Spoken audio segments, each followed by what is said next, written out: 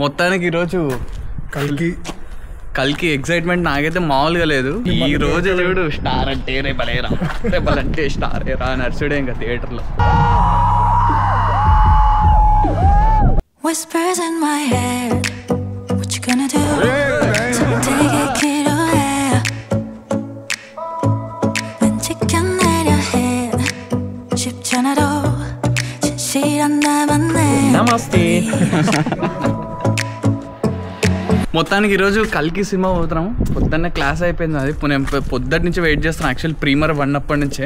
నువ్వురా అంతే అసలు పెద్ద అడ్వెంచరే. ఫస్ట్ టికెట్ దొరికింది, మళ్ళీ దొరకలేదు, మళ్ళీ దొరికింది. ఈ రోజు చూడు స్టార్ అంటే రేపలేరా రేపలంటే స్టార్ రా నర్సుడే ఇంకా థియేటర్లో. ఈరోజు మార్నింగ్ ఫైనల్ అయింది మన టికెట్స్. నాకు అసలు టికెట్ల గురించి ఏం తెలియదు. వీడికి ఫోన్ చేశారు. నాకు ఎట్టి పరిస్థితుల్లో ఆఖరిలోనే టికెట్లు చూడు, ఎందుకంటే క్లాస్ ఉంది, కష్టం పోవుడు అని చెప్పిన. ఇంకొక హైలైట్ థింగ్ ఏంటి తెలుసా, థియేటర్ చూపిద్దాం అనుకున్నా ఈరోజు. మామూలు జనాలు ఉంటేనే మాటలు. ఈరోజు మొత్తం తెలుగు వాళ్ళు ఉంటారు, అందరికి అర్థమవుతుంది ఏం మాట్లాడాలి, కెమెరా పట్టుకొని ఎట్లా తిరగాలని అనుకుంటారా. బట్ చూద్దాం. మ్యాక్సిమం ఈరోజు నేను థియేటర్ని కూడా చూపించడానికి ట్రై చేస్తా, కవర్ చేస్తా. ఈలోపు మన థియేటర్ మాత్రం చాలా చిన్నగా ఉంటుంది. కాదు. టికెట్ ఎంత? టికెట్ 19 euros వచ్చింది. డిస్కౌంట్ విత్ డిస్కౌంట్ అంటే ఎంత ఉండొచ్చు? 15 euros 1300. ఓకే, పోతూ జర్నీలో మాట్లాడేసుకుందాం. థియేటర్ని కూడా చూద్దాం.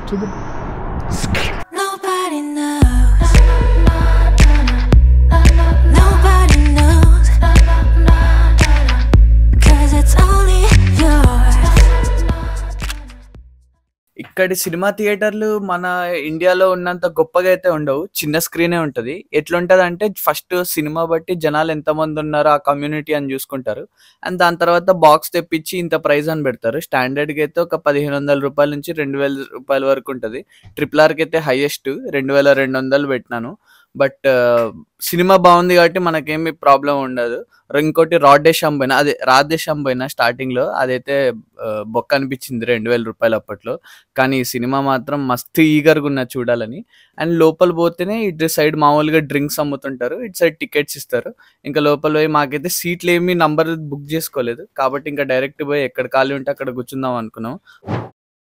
అసలు హైలైట్ విషయం ఏంటంటే, మా పార్థగాడి ఫ్రెండ్ బెంజమిన్ అని ఒక ఆయన ఉన్నాడు. ఆయన జర్మన్. ఆయనకు మన తెలుగు సినిమాలు అంటే చాలా ఇష్టం అంట. మా పార్థగాడి కూర్చోబెట్టి బాహుబలి, మన RRR, ఇంకా కొన్ని తెలుగు సినిమాలు చూపించేసినాడు, పుష్ప. అసలు ఇవన్నీ ఆయనకి విపరీతంగా నచ్చేసినాయి. ఆయన ఈ సినిమా కూడా చూద్దామని వచ్చినాడు. Hi Benjamin, do you want to say hi? Hi. You say in German or you want to say in Telugu? Namaste. Namaste.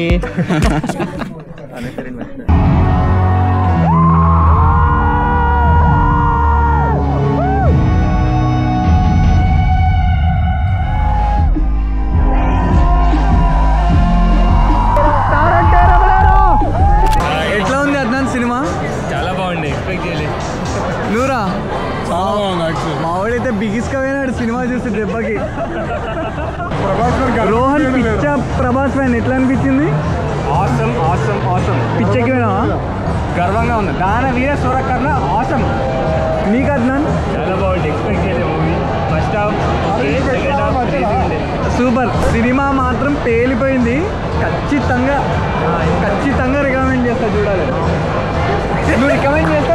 Of course చేస్తా. నాకు అసలు నేనైతే ట్విస్ట్లు, సర్ప్రైజ్ల మీద సర్ప్రైజ్లతోనే ఉన్నా. షాక్లు, మహాభారతం ఫ్లాష్ బ్యాక్ మాత్రం చాలా బాగా, రెఫరెన్స్లు మాత్రం నెక్స్ట్ లెవెల్లో వచ్చింది. ఖచ్చితంగా చూడాల్సిన సినిమా.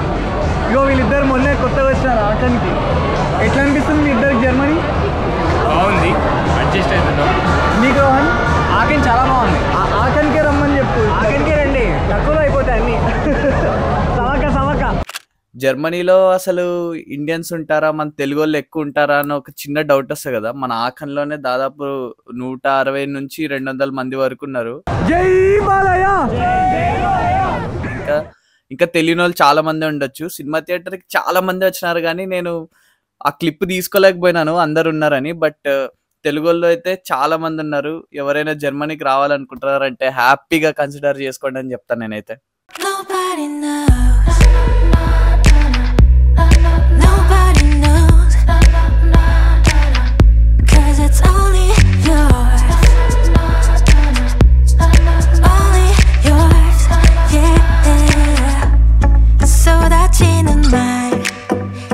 it all.